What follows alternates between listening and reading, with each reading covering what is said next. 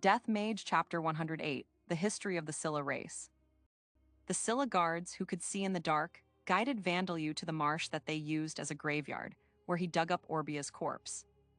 "Oh, wandering spirits," Vandalu said, reciting a fake incantation. But it was actually mud golems created from the mud of the marsh with his golem transmutation skill that was digging up the corpse. It's as if the mud of the marsh is alive. So spiritualists can do these kinds of things as well. The Scylla guards held their breaths as the mud crawled and a mud-stained corpse surfaced. When they had been asked, they had explained that spiritualists were rare here as well. There had been a few in the past, but there hadn't been a Scylla spiritualist in the last 1,000 years or so. That was why they never pointed out that this wasn't the work of a spiritualist. And fortunately, this allowed Vandalu to use unknown skills while fooling them. Vandalu began the autopsy on Orbia's corpse. But several days had passed since the Scylla funeral of burying her in the marsh had been conducted. The lingering memories had faded, and Vandalu wasn't able to learn much. Even if DNA and fingerprints were present, the technology to detect and compare them wasn't there, so he hadn't been expecting evidence like this to begin with. However, Orbia's corpse itself was in good condition. Decomposition had been suppressed. The state that it had been in when it was buried seemed to have been preserved. Vandalu had the feeling that there had been cases on Earth where corpses buried in mud were discovered as mummies. It was possible that a similar thing was happening here. But as Vandalu removed the cloth wrapped around the corpse, he saw that it was in a state that could only be described as dreadful. "This is quite terrible," He said. There were deep cuts all over the body, and the damage to the chest and lower body was particularly severe. Both breasts were in pieces, bearing no semblance to their original shape, and all of the tentacles of the lower half of the body had been severed. And the holy symbol of Alda had been branded onto the body. Apparently, she was found tied to the trunk of a tree growing near the marsh and put on display in this state. Said one of the guards. Most of the parts that were cut off were likely taken away by beasts. We couldn't find them. Fortunately, other than that, they seemed to have only nibbled at her a little, but apparently the breasts were a symbol of life for women who believed in Vita, and the tentacles on the lower half of the body were a symbol of Maribeville, the Scylla who became a goddess in the Age of the Gods. In other words, the criminals were deliberately destroying the bodies of the Scylla in a way that would strip them of their dignity.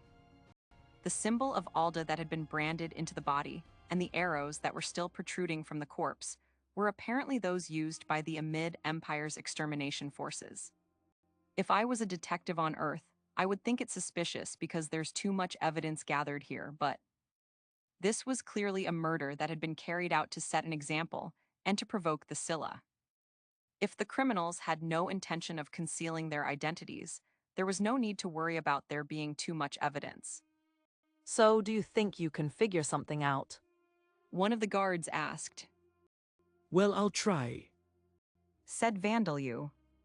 He touched the corpse and extended his spirit form to scan the inside of the body.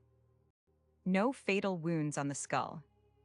The arrows didn't hit the important organs. Is it one of the cuts that caused her death? To Vandalu's surprise, he found that the cause of death wasn't clear. If there had been any vital reactions, if only he could figure out whether the wounds had been inflicted before death or afterwards. Have you managed to figure something out? When you let us see Orbia again, honestly, we were quite relieved to see her looking like that. We'd thought that she might have gone through this horrible treatment while she was still alive. But it was good to see Orbia looking as lively as she was when she was alive. Vandalu remained silent as the Scylla guards talked to him. They were distracting him a little, but thanks to them, he suddenly realized something. "Now that you mention it, Orbia doesn't remember anything about the moment she died." At first, Vandalu had simply thought that Orbia's memories had faded from the shock, but she remembered too little for this to be the case. Even when spirits lost their memories from psychological shock, their spirit forms would be distorted, or they would display unnatural behaviors, such as being afraid of something. But Orbia hadn't shown anything like this. Vandalyu only had a few years' worth of experience of observing living humans, but including the time from his second life, he had around 30 years of experience of observing the dead. There was no doubt about it. So then, this meant that Orbia hadn't forgotten due to psychological shock, but really did not remember anything about the moment of her death. With that being the case, the first scenario that came to mind was that she had received a blow to her head that had knocked her unconscious instantly. But Vandalyu already knew that there were no deep wounds to the skull or brain. Her head undamaged. Cervical vertebrae undamaged. The other organs are quite wounded, but they're organs that wouldn't cause instantaneous death. The lower half of the body contains nerves and muscles, but there aren't any organs other than what appears to be subbrains at the roots of the tentacles. It is possible that I can't find it because I don't know much about Scylla biology. Excuse me. Vandalyu said to the Scylla guards. Please touch my head and stay still for a while. The two Scylla guards seemed confused, but they placed their hands on Vandalyu's head as they were told. Your head like this. We just need to stay still in this position. Yes, just like that. Said Vandalyu. This might feel unpleasant, but please bear with me. Ehagua. Something's coming inside. Vandalyu had his spirit form invade the Scylla guards' bodies from the place they were touching him. Since Scylla biology was even more different from the humans of Earth or origin than ghouls and beast people, he was having these two cooperate in helping him understand it.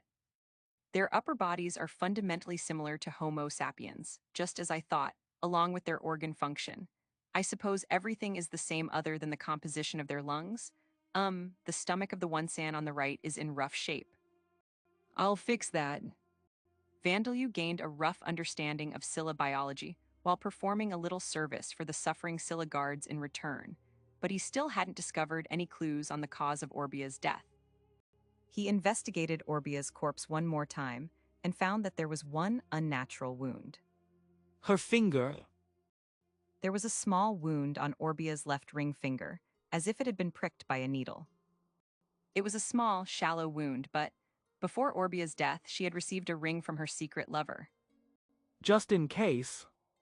Vandalyu read the memories that lingered on the corpse. Orbia must have been incredibly happy. Her body hadn't been preserved by cursed ice or magic, but a vivid image had still remained. It was the vivid image of Orbia's own left hand, with a ring on her ring finger. The secret lover was blurred, and Vandalyu couldn't see him properly, but he did manage to see the characteristic bangs. I can't say for sure without seeing the ring as evidence, but I have a feeling that a sickening truth is waiting for us. Said Vandalyu. The lover who had given Orbia the ring was suspicious. It was highly possible that he had placed poison in the ring and poisoned Orbia. However, perhaps because too much time had passed, Vandalyu couldn't find the poison in Orbia's corpse. Vandalyu couldn't tell if the ring in question did, indeed, contain such a trick from the image of the lingering memory alone. It was possible that Orbia's lover was innocent, and the wound on her finger was there by coincidence from a thorn pricking her or something that day. It was also entirely possible that the murderers, who had concealed Orbia's cause of death, had simply fired arrows coated in extremely fast-acting poison. Vandalyu didn't know whether he should tell Orbia about this at this point in time. What should I do? He sighed. What did you do? I have a warm feeling in my stomach. Are you finished already? You're finished, right? Vandalyu finally took notice of the two Scylla guards, who had lost their balance and collapsed onto the ground because of him. Kurt Legston, a man from the Merg Shield Nation who was the commandant of this fort at the boundary of the Scylla territory, had been listening to Captain Marduk Zet's report for a while with a gloomy look on his face. He was the third son of Earl Legston, though Earl Legston's eldest son was the current head of the family, so as his younger brother, he was serving as a member of the Branch family. So, you are currently continuing the plan of deliberately allowing the resistance to escape and then finding their base. He asked. That is correct. Marduk's words were courteous, but he was looking at Kurt with a disagreeable expression. He was a shrewd man. In fact, it was likely that he would complete his work flawlessly. The resistance members that we are targeting are unskilled. Once we locate their base, we will likely exterminate them within a few days. Marduk continued. He was the commanding officer of the Anti-Resistance Extermination Squad, appointed by the headquarters of the army occupying the region. He was staying in this fort in order to exterminate the resistance organizations of the Sauron region that the army couldn't handle. The social position of Kurt's family and his military rank were higher, but Marduk looked down on him for a certain reason. And though Kurt found this unpleasant, he had accepted it, knowing that it couldn't be helped. Marduk was someone whom the upper brass of the army expected results from. He was the captain of an exceptional unit that had already exterminated a number of resistance organizations. On the other hand, though Kurt was the third son of the Legston family that once served as Marshal of the Mergshield Nation, he was a commander who had been demoted. The expedition into the Boundary mountain range had ended in complete failure. The fact that his older brother Shayare had died was, considering that over half of the expedition army had returned as undead, was the only happy thing about it, but Kurt himself hadn't been involved in the expedition. So officially, he had received no punishment. But for the reasons of having him take joint responsibility and tightening the discipline of the other men, Kurt had been sent away from his homeland and stationed at this unimportant fort. This fort was one that had been constructed before the founding of the Orbom Kingdom, when this region was known as the Sauron Kingdom.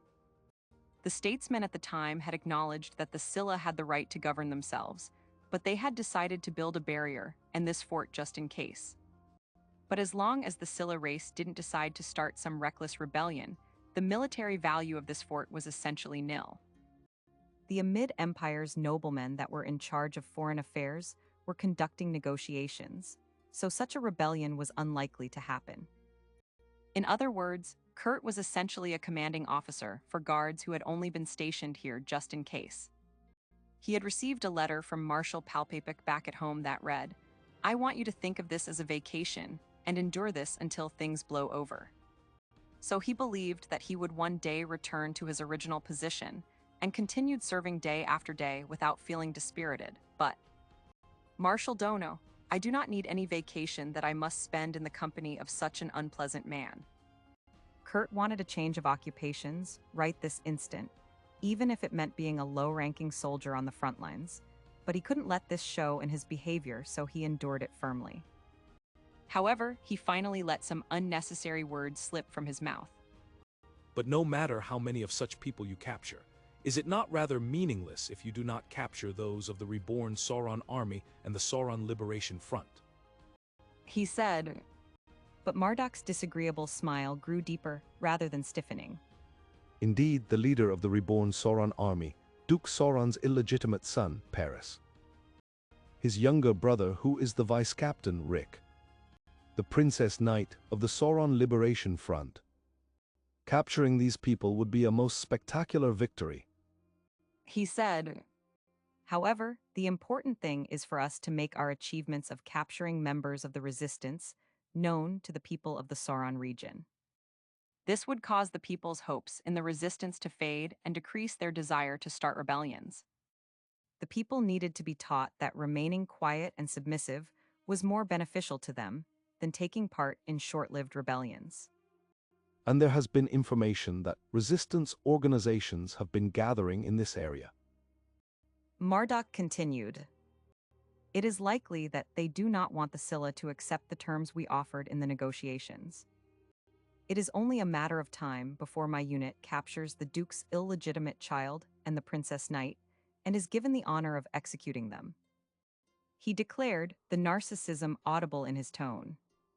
Kurt thought about how much he wanted Marduk to be beaten into silence as he spoke again. That is quite fine. But this is an important time period where our negotiations will either be accepted or refused. Even if it is to exterminate the resistance, I request that you be very mindful of the Scylla territory. Naturally, as a nobleman of the Mergshield Nation, which was a vassal nation of the Amid Empire, Kurt was a believer of Alda. However, he was a military man before he was an Alda worshipper. The orders of his superiors were absolute. Since those superiors had decided that the Scylla would be negotiated with rather than fought, he had no objections to obeying those orders.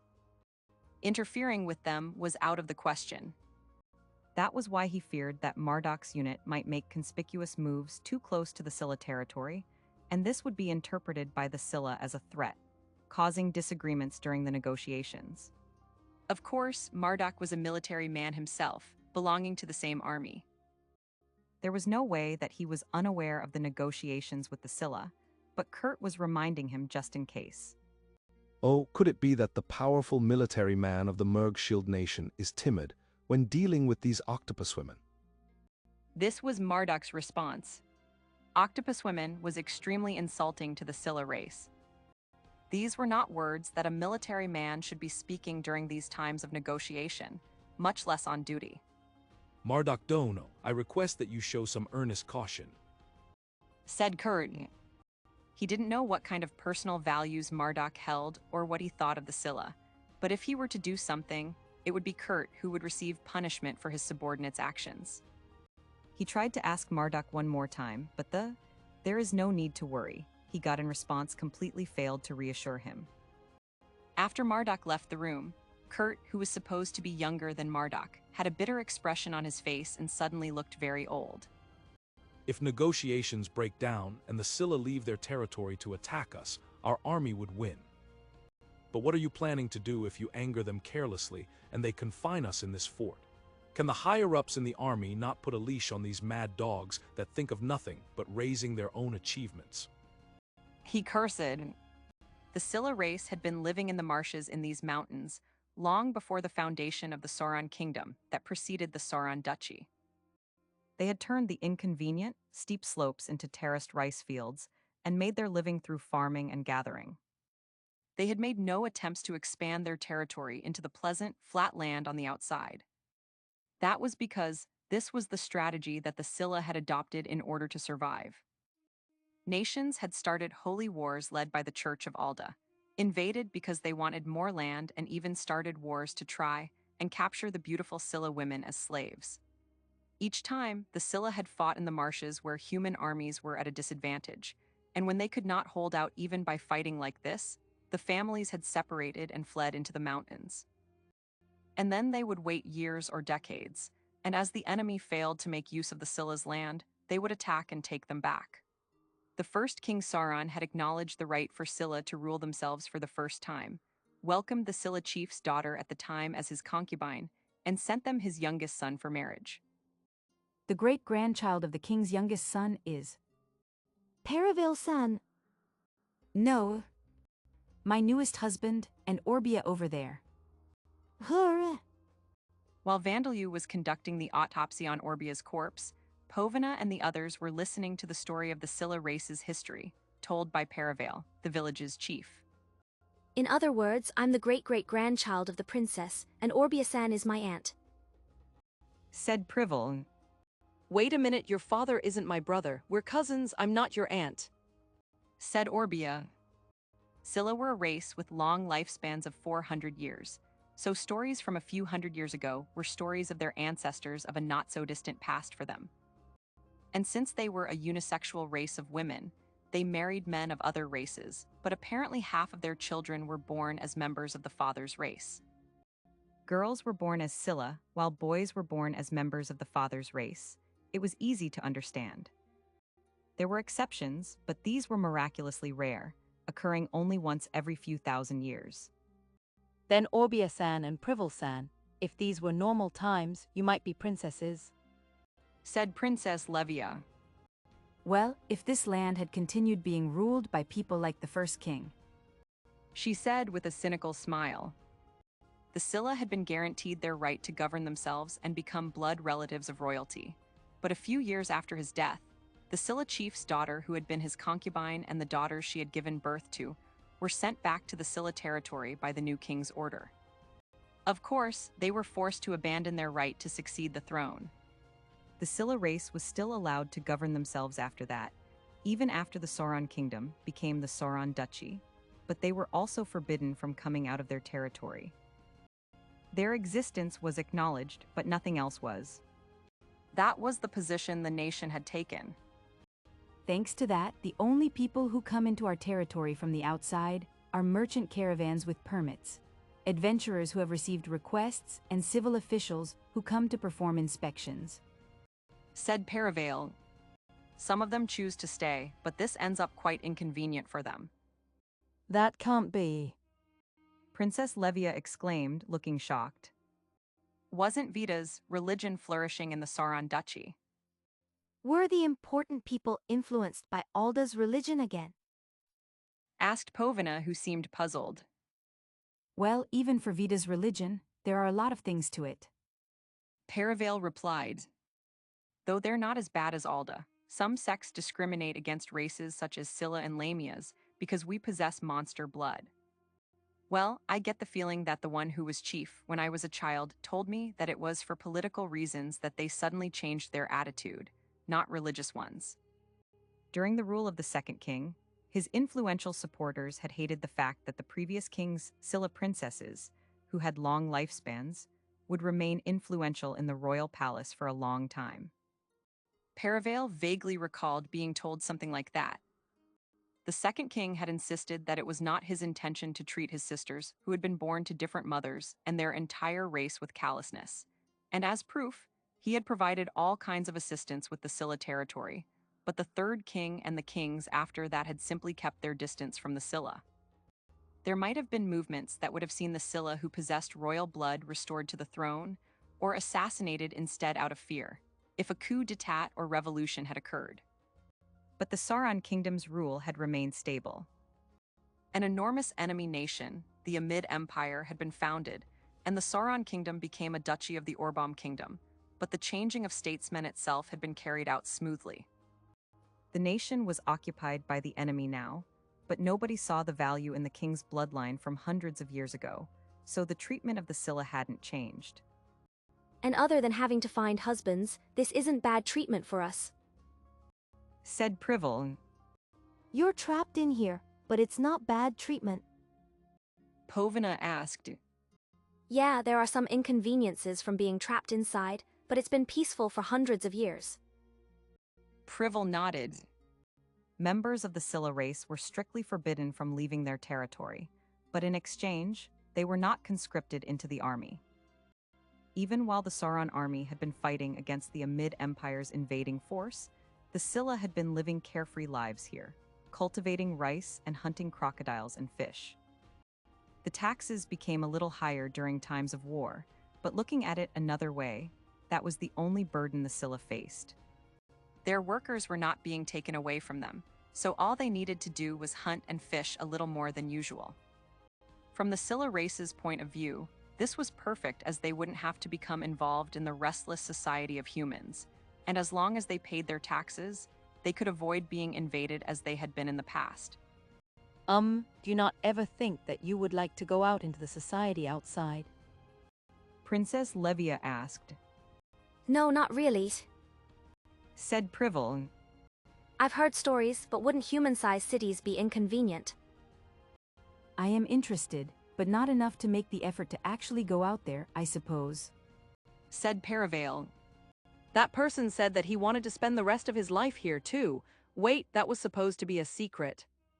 Said Orbia. The Scylla didn't have much interest in the outside world.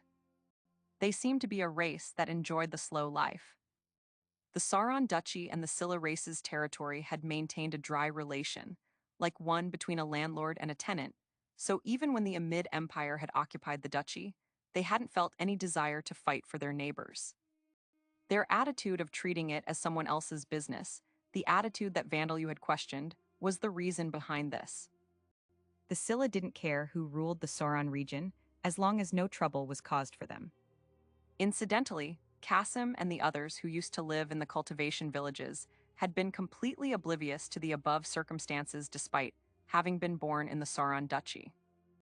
They had been people living in small villages, and although they knew that there was a Scylla territory within the duchy, they didn't know the details of the history between the Sauron Duchy and the Scylla race. Things might have been different if they had done research in history books that could be found in the libraries of cities, but the only time that Kasim and his companions had visited a city was temporary, after they had already become refugees and fled to the Hartner Duchy. Recently, people of the Resistance have been coming here often, though. Said Perivale. They ask us to fight with them and give them food and other goods. But the Scylla apparently still had discussions with the Resistance as well, because they would prefer the statesmen of the Sauron family, who had acknowledged their right to rule themselves for a long time over those of the Amid Empire. It's fine for us to secretly give them food and goods, let them move about in our territory, and let them build hideouts here, but the other chiefs and I do not want to participate in the war. Said Perivale. It isn't as if we have no obligation at all, and these are the requests of fellow worshippers of Vita, but there seems to be little for us to gain even if we did risk the members of our tribes and win. Well, there are some chiefs who are saying that they can't trust the Empire because of the incident that Vandal Yukon is investigating for us right now, so I'm at a loss as to what to do as well. Mother, is it all right to say so much? Prival asked.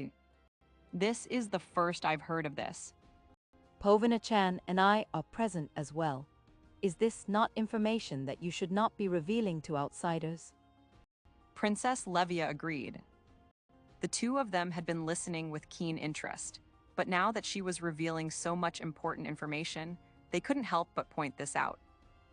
But then, with a completely cool expression, Perivale said something outrageous.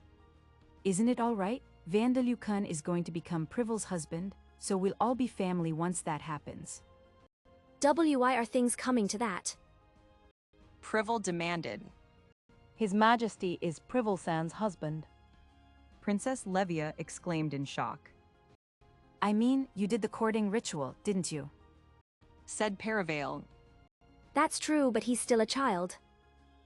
Said Prival. Have you forgotten the Shrine Maiden's vow? You swore to Maribeville that the courting ritual would be fulfilled, didn't you? Ah, that's right. It seemed that for religious reasons, Prival had to take the partner chosen by the courting ritual as her husband. Van won't live here. Said Povina. He can visit from time to time, though. Also, there are a lot of people who love Van, you know. There won't be any problems if he can visit from time to time. Said Perivale.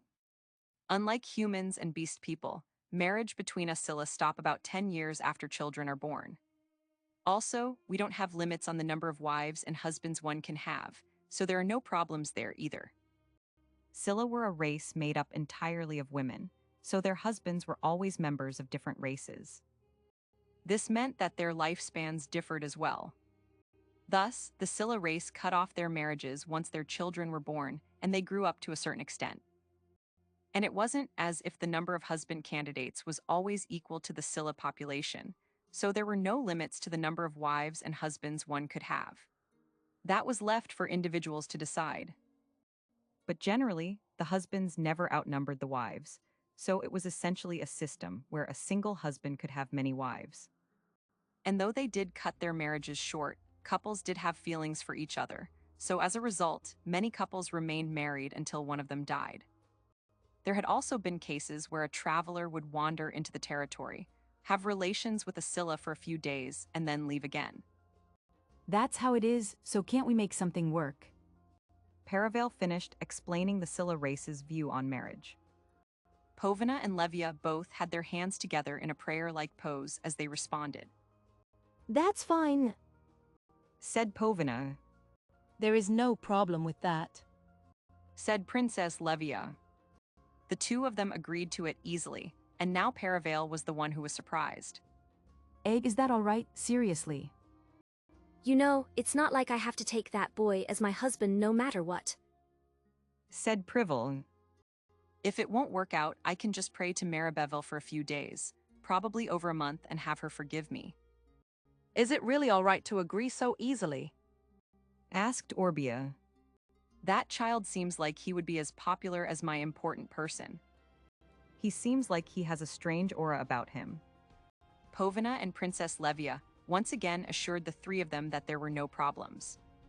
At this point in time, Vandalyu essentially already had multiple wives, and not much would change from Prival being added to the list. Like the ghouls, the Scylla had quite loose views on marriage, so it was unlikely that there would be any disagreements. It was possible that Eleanor and Belmond would have their own opinions on this, but they would probably not put up any real objections. The undead Rita and Saria were unlikely to object as well. They were always able to see the countless spirits that were constantly nestling close to Vandalu anyway. And Paraveil-san, the chief of the village, will become a blood relative, which should be a positive thing for His Majesty. Princess Levia had made this self-interested calculation as well. Though she was ignorant when it came to politics, she did think of things like this from time to time. Then there aren't any problems, are there? Said Paraveil. First of all, we should confirm things with the person in question. Said Privel. What's the matter? Are you not satisfied with that boy, Privel? Orbia asked. I'm sure that he'll become just as good a man as that person in the future. Orbia-san, that's not reassuring at all unless you tell me more about that person. Privel pointed out. Well, in a few more years. Privel and the other living Scylla were under the effect of demon path enticement, though not as much as Orbia, who was a spirit. Thus, Privel wasn't as dissatisfied as she seemed. She had been planning to take someone as a husband either way. But His Majesty is a Dampier. Is that all right? Princess Levia asked. You are in the middle of negotiating with the Amid Empire, aren't you? And it is possible that he will still appear younger than Privel-san even a few years from now. In the Empire, whose army the Scylla was currently negotiating with, Dampiers were treated as a type of undead, beings that needed to be exterminated. A Dampier, huh? If it was found out, the Amid Empire would probably make some noise about it, but it will be fine as long as they don't find out, so I suppose we just need to keep it a secret. Said Paraveil. And this will be several years from now, not right now. Apparently, the Scylla didn't really mind. And as for his lifespan, it's actually better that he lives several times longer than a human. Paraveil added. A Scylla lived for 400 years after all. Oh no, His Majesty is half dark elf. Said Princess Levia. No problem, a dark elf. Paraveil and the others were startled by this revelation. One of Vankun's parents is a dark elf. Privel exclaimed. I thought that he was a Dampier with a parent who was a human with some beast person or titan blood, since his body is so small and he has no beast ears or tail. I didn't think that one of his parents was a dark elf. Said Orbia. It's my first time seeing a Dampier like that. It seemed that none of them had expected that Vandalu was a Dampier born to a dark elf. Considering that his skin was white to the point that he looked ill, it would have been unreasonable to expect them to have realized this, however. Dampiers born to a human parent had lifespans between 300 and 500 years, similar to Scylla. However, Dampiers born to dark elves, who had lifespans of 1,000 years, lived between 3,000 to 5,000 years. The difference was overwhelming. A dark elf, Hatilda. Well, that's fine, isn't it? Said Privel. You're right. Said Paraveil. In the end, it seemed that nobody cared too much. He's a boy who agreed to find Orbia's killer in exchange for some seeds, ducks, and huge capybaras. If we hated a boy like that for such small reasons, Vida and Maribeville would punish us. Said Paraveil. Please take care of Privel and Orbia. Yeah, leave it to us. Said Povina. Wait a moment. Said Orbia. Chief, Povina-chan, I'm going back to the Circle of Reincarnation, once I make sure that person is safe. Orbia-san, haven't you been tamed by that boy, just like Levia-san, so let's stay together. Said Privel. Normally, I would recommend returning to the circle of transmigration as well. But I'm sure it's fine if you become an undead like Levia-san. Said Povina. Stay. Don't say it like it's such a small deal, Tilda. I'm telling you, I have a person I've chosen in my heart. Said Orbia. Orbia-san, it isn't as if those who are tamed by His Majesty must become his lovers. Princess Levia pointed out. As this girl's talk began to get more exciting, a voice came from outside. Chief, can I have a word? I have guests, so say what you need to say from there, said Paravel, who had returned to her chief-like demeanor in an instant. The person outside hesitated for a few moments before speaking again. Apparently, there will be a guest coming tomorrow. A visitor? Povina repeated. If it is someone from the Empire's army, we can leave. No, when they just say, guests, they're talking about the resistance, said Paravel. Vanilue returned soon after this, carrying the 2 collapsed Scylla guards with telekinesis. Monster explanation. Scylla, a race of beautiful women with the lower halves of octopuses, born between Vita, the goddess of life and love, and a monster. The details of this monster have been lost from the records. The other distinct outer characteristic that they have is that many Scylla possess green hair and eyes. As their appearances suggest, they are a race of people suited to living in water, and they like living at watersides, ponds, lakes, marshes, and riversides, though not as much as merfolk. But this is merely a preference. They are more resistant to dry conditions than they appear. Due to the way they live, they fight lizardmen for territory more often than they fight humans. Their base rank is 3, and groups that live together in villages almost always have a chief who is rank 5 or above. Their main weapons are the tentacles of the lower halves of their bodies, and many have acquired the unarmed fighting technique and whip technique skills. Also, they possess the superhuman strength skill from birth, so the thin arms of their upper bodies have much more physical strength than their appearance would suggest. The tips of their tentacles and the fingertips of their upper bodies are capable of releasing ink like octopuses, allowing them to blind their enemies. Also, perhaps due to their origins, many of them learn to use life, water, and earth attribute magic. When fighting Scylla, the battlefield is often close to water, so they are often formidable enemies that are stronger than their ranks suggest. In the ancient past, they were feared as monsters who would pretend to be drowning and then attacked men who would dive into the water to save them. But it is now known among researchers that this is the Scylla courting ritual, and they are simply singing and dancing to attract men who would become their husbands. Their main habitat is their territory on the southern tip of the Sauron Duchy, that is currently under occupation by the Amid Empire in the Bon Gaia continent, but there are some small villages scattered around the land. Incidentally, according to written copies of the records from the Age of the Gods, the founder of the Scylla and her daughters had the heads of wolves, dragons, serpents, and other creatures on the ends of their tentacles. But the great majority of researchers now agree that this depiction was falsely created by the Church of Alda to create an evil image of Scylla, who are a race created by Vita. The distinctly shaped tailbones of Scylla are used as proof of having exterminated them. Their livers and the bones of their upper bodies can be used in alchemy, while the tentacles of their lower bodies can be used as food.